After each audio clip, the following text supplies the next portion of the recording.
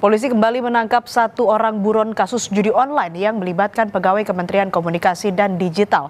Polisi menyita uang tunai senilai 5 miliar rupiah.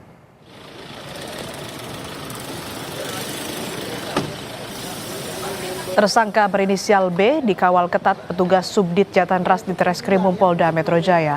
Sejumlah barang bukti disita termasuk uang 5 miliar rupiah. Uang tersebut merupakan uang setoran para bandar atau agen judi online yang menitipkan website judinya kepada tersangka.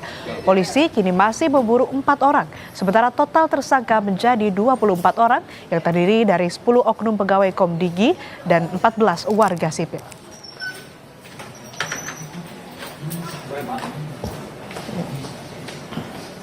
Tangan tersangka B ini yang ditangkap terakhir ini, penyidik berhasil mengamankan berbagai barang bukti.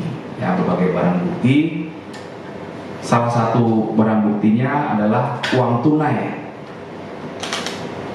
sekitar 5 miliar rupiah. Di mana uang ini merupakan uang setoran para bandar atau agen judi online yang menitipkan website judinya kepada tersangka B.